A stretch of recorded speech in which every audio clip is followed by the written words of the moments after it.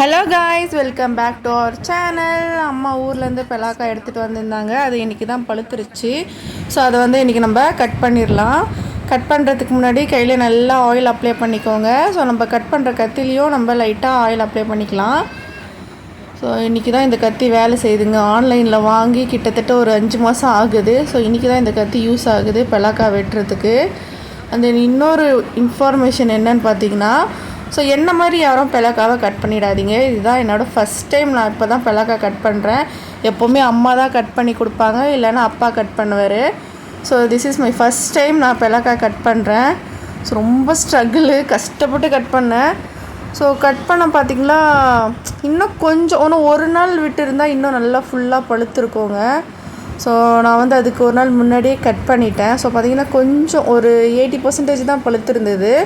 So அதிலே பார்த்திங்கன்னா லைட்டாக கொஞ்சோண்டு அங்கங்கே அடிப்பட்ட இடம்லாம் லைட்டாக அழுகி போயிருந்ததால் நான் கட் பண்ணிட்டேன்.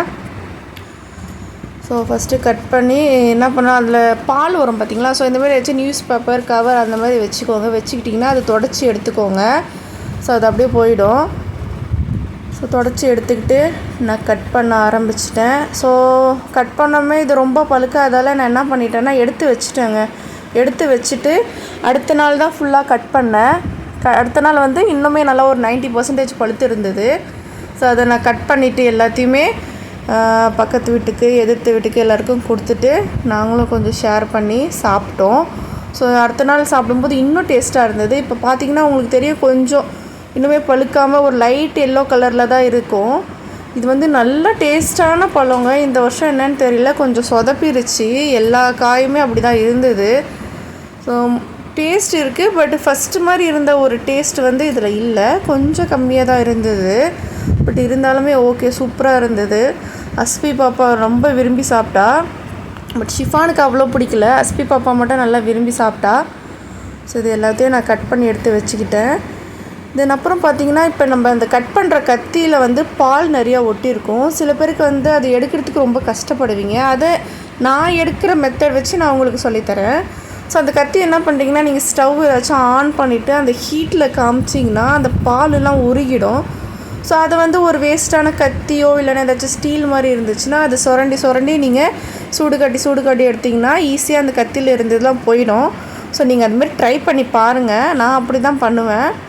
ஸோ பார்த்திங்கன்னா நானே உரிச்சிட்டு பிரிக்கிறதுக்குள்ளே டேஸ்ட்டு பார்க்கலான்னு சொல்லிட்டு சாப்பிட்டேன். ஸோ எனக்கு இந்தமாதிரி சீசன் ஃப்ரூட்னால் ரொம்ப பிடிக்குங்க. ஸோ உங்களுக்கு யாருக்கெல்லாம் பெலாக்கா, மாம்பழம் அந்தமாதிரி சீசன் ஃப்ரூட் எல்லாமே பிடிக்கும்னு சொல்லிட்டு மறக்காமல் கமெண்ட் பண்ணுங்கள்.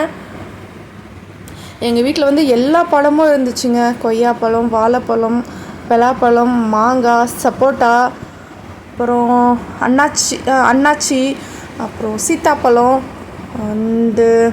அந்த மாதிரி நிறைய வெரைட்டிஸ் ஆஃப் பழம் எங்கள் வீட்டு தோட்டத்தில் இருந்துச்சு. இப்போ வந்து சில மரம்லாம் இல்லை, காலப்போக்கில் அப்படியே அழிஞ்சிருச்சு. ஸோ இப்போ வந்து ஒரு பெலாக்கா, வாழை மரம், அப்புறம் வந்து இந்த மரம் இருக்குது, நாவ மரம் வச்சுருக்காங்க. ஸோ அப்புறம் பார்த்திங்கன்னா பப்பாளி மரம் வச்சுருக்காங்க இப்போ. தென் அந்த மாதிரி சில மரம்லாம் இருக்குது. ஸோ அந்த மாதிரி சின்ன சின்ன பூச்செடிங்களாம் அம்மாவோட தோட்டத்தில் இருக்குது. ஸோ அம்மா வரும்போது அதுமாரி எடுத்துகிட்டு வந்தாங்க. நான் ஆல்ரெடி ஒரு வீடியோவில் சொல்லியிருப்பேன். ஸோ அம்மா அப்பா வந்து ஊர்லேருந்து என்னென்ன ஃப்ரூட்ஸ்லாம் எடுத்துகிட்டு வந்தாங்கன்னு சொல்லிட்டு அந்த வீடியோவில் நான் ஷேர் பண்ணியிருப்பேன். ஸோ உங்களுக்கு வேணும்னா அந்த வீடியோவை நான் டிஸ்கிரிப்ஷனில் லிங்க்கு கொடுக்குறேன், மறக்காமல் போய் பாருங்கள். ஸோ குறுக்க கட் பண்ணி பார்த்தா செட் ஆகலை. சரி நம்ம நீட்டு வாக்கில் வெட்டலாம் அப்படின்னு சொல்லிட்டு நீட்டு வாக்கில் வெட்டி பார்த்துட்டேன். அது பார்த்திங்கன்னா காயில் பால் இருக்குது, அது அப்படியே மேட்டில் ஒட்டிக்கிச்சு. ஸோ கீழே ஏதாச்சும் ஒரு துணி போட்டு கூட நீங்கள் கட் பண்ணுங்கள். ஸோ பெலாக்கா எவ்வளோக்கு எவ்வளோ டேஸ்ட்டோ அதுக்கேற்ற வேலைங்க. நம்ம கட் பண்ணி அது வேஸ்டேஜெலாம் எடுத்து போட்டு ஸோ அதுக்கப்புறம் தான் அதை நம்ம அடைய முடியும். இருந்தாலுமே அந்த டேஸ்ட்டுக்காக இவ்வளோ வேலையும் ஒர்த்துன்னு தான் நினைக்கலாம். ஸோ இவ்வளோ கஷ்டப்பட்டு நம்ம அந்த டேஸ்ட்டு சாப்பிடும்போது ஓகே இது ஒர்த்து தான் அப்படின்னு சொல்லிட்டு நம்மளுக்கு தோணும். ஸோ லைட்டாக காம்பு இடத்துல லைட்டாக அழுகி போயிட்டு இருந்தது.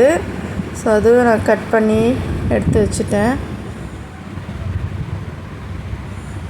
டேஸ்ட் அமேசிங்டு, பட் ஃபஸ்ட்டை விட கொஞ்சம் எனக்கு சாட்டிஸ்ஃபேக்ஷனாக இல்லை. இருந்தாலுமே சூப்பராக இருந்தது, சாப்பிட்டேன். ஸோ வேஸ்டேஜெலாம் கொஞ்சம் கொஞ்சம் கட் பண்ணிட்டு இந்தமாரி குறுக்க வாக்கில் வெட்டி அந்த நடுவில் இருக்கும் பார்த்திங்களா, அந்த வெள்ளையாக அதை மட்டும் கட் பண்ணி எடுத்துக்கிட்டேன். ஸோ அதை நம்ம கட் பண்ணி எடுத்துட்டாலே பெலாக்காய் வந்து எடுக்கிறதுக்கு நம்மளுக்கு பலாப்பழம் எடுக்கிறதுக்கு கொஞ்சம் ஈஸியாகிடும் அந்த சொலலாம். ஸோ அதுக்காக நான் வந்து அதை கட் பண்ணிட்டேன். ஸோ இந்த ஒரு பீஸ் மட்டும்தாங்க சாப்பிட்டோம். மீதி எல்லாத்தையும் நான் எடுத்து வச்சுட்டு அடுத்த நாள் தான் கட் பண்ணேன்.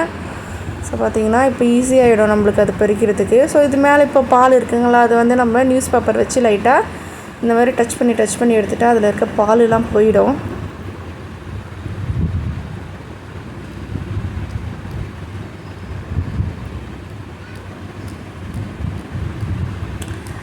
பலாப்பழம் வந்து அந்த கொட்டையை கூட வேச்சு சாப்பிடுவாங்க. அண்ட் தென் சில பேர் குழம்புல போட்டு சாப்பிடுவாங்க.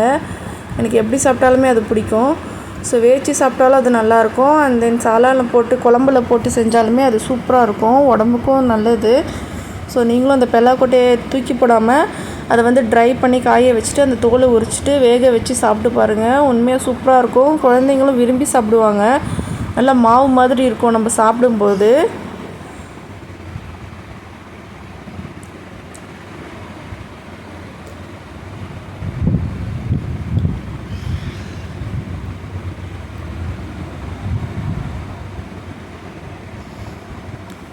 ஸோ யார் வீட்டிலலாம் பலா மரம் இருக்குது, இந்தமாரி வெரைட்டிஸ் ஆஃப் ஃப்ரூட்ஸ் ட்ரீஸ்லாம் யார் வீட்டில் இருக்குதுன்னு சொல்லிட்டு மறக்காமல் கமெண்ட் பண்ணுங்கள்.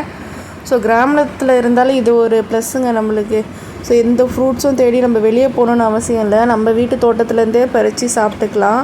அதை வெளியே வாங்கி சாப்பிட்றத விட நம்ம வீட்டுக்கு ஆச்சம் பழத்தை எடுத்து சாப்பிட்றது இன்னுமே சூப்பராக இருக்கும், சாட்டிஸ்ஃபேக்ஷனாக இருக்கும்.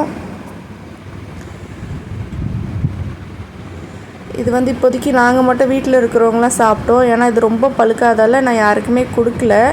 ஸோ இது நம்ம மட்டும் இப்போதைக்கு சாப்பிட்லாம். நாளைக்காக கட் பண்ணிட்டு எல்லாருக்கும் கொடுக்கலான்னு சொல்லிட்டு நான் மீதி இருக்க பழத்தெல்லாம் எடுத்து வச்சுட்டேன். ஸோ இது நான் பசங்க ஹஸ்பண்ட் மட்டும் சாப்பிட்டோம். ஸோ யாருக்குமே நான் கொடுக்கல. அடுத்த நாள் தான் கட் பண்ணிவிட்டு அக்கம் பக்கத்தில் இருக்கிறவங்களுக்கு சும்மா கொஞ்சம் கொடுத்தேன். ஏன்னா இது ஒரு சின்ன பழம் தான், ரொம்ப பெரிய பழம்லாம் சொல்ல முடியாது, சும்மா திட்டமான பழம். சீசன் முடிய போது. ஸோ அந்த டைமில் அறுத்துட்டு வந்தாங்க நான் கேட்டதால்.